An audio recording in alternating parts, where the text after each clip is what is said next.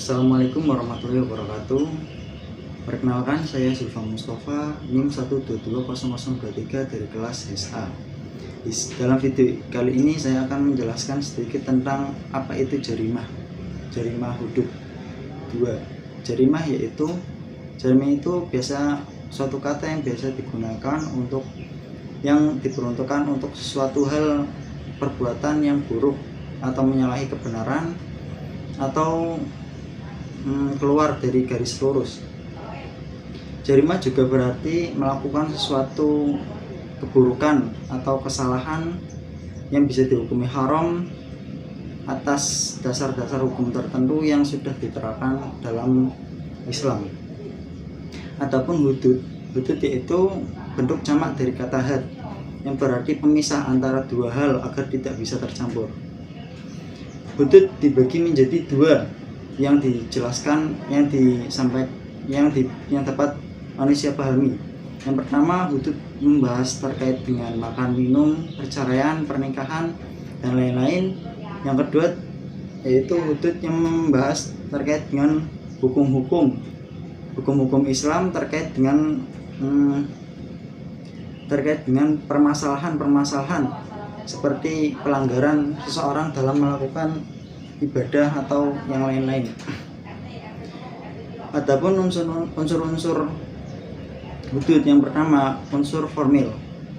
Unsur formil yaitu suatu perbuatan manusia di mana perbuatan tersebut sudah ada ancaman hukuman yang sudah tertera di dalamnya. Yang kedua yaitu unsur moral, di mana suatu perbuatan yang dibuat itu sudah merujuk kepada jinayah seperti pencurian dan perampokan dan lain sebagainya. Adapun macam-macam bentuk jarimah hudud.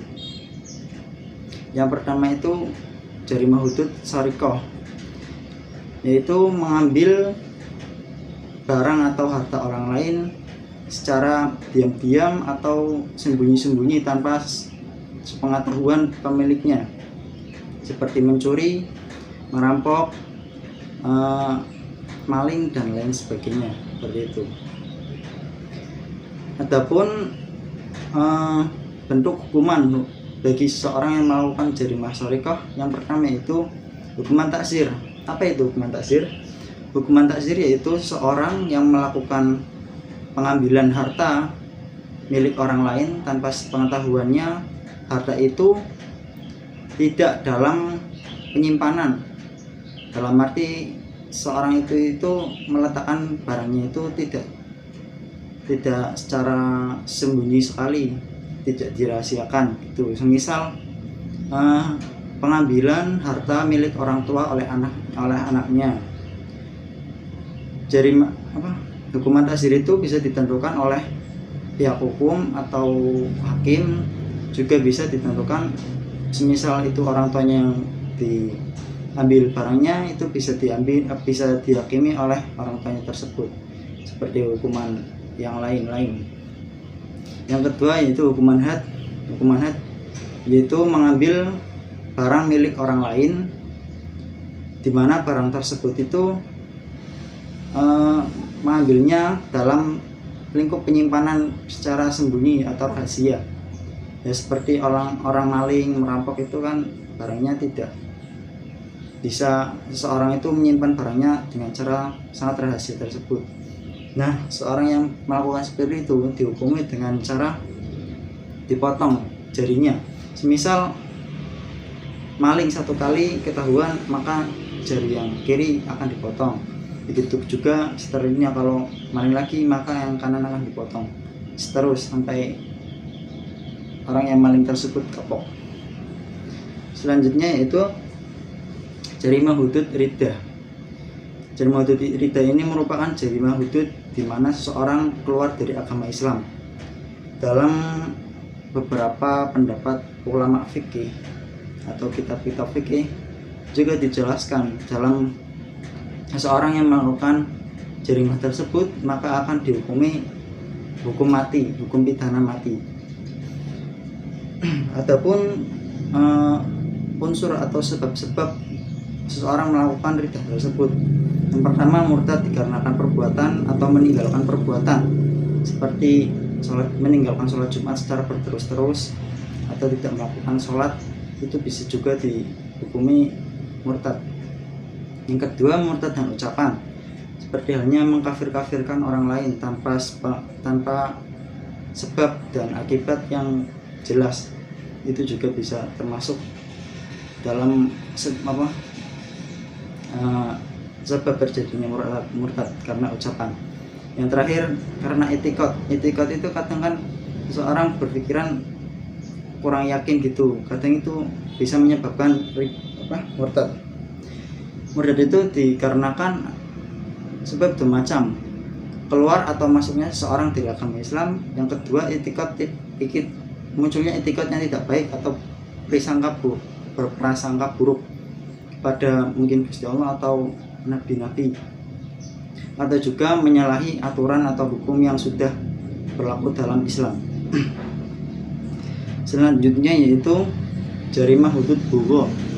Jarimah hudud bugho ini merupakan tindakan yang dilakukan oleh sekelompok orang atau organisasi di mana kekuatannya itu bermaksud untuk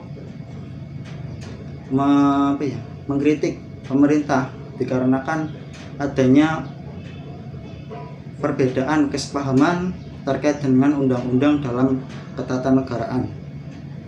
Selanjutnya, jarimah hirobah. Jarimah hirobah itu suatu tindakan di mana seseorang membunuh, menakut-nakuti atau melukai, merampas harta orang lain dengan tindakan yang jauh dari pertolongan. Adanya unsur-unsur daripada jarimah hudud hirobah ini, yang pertama dilakukan secara sembunyi-sembunyi, yang kedua dilakukan dengan untuk merampas harta milik orang lain atau membunuh, yang terakhir dilakukan dengan cara jauh-jauh dari pertolongan orang lain. Jarimah hudud hirobah ini memiliki beberapa bentuk. Yang pertama, seseorang melakukan kejahatan, tindak kriminal lah, tetapi seorang itu hanya melakukan korbannya tersebut hanya untuk pelecehan atau pemerkosaan tanpa harus membunuhnya atau mengambil hartanya. Yang kedua, yaitu seorang yang melakukan tindak kriminal tersebut tapi hanya untuk mengambil hartanya, tapi orangnya tidak dibunuh.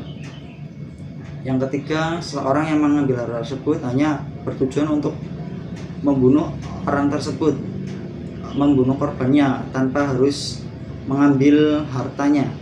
Yang terakhir, seorang yang melakukan tindak kriminal untuk membunuh dan mengambil hartanya untuk merampas tersebut, sehingga seorang itu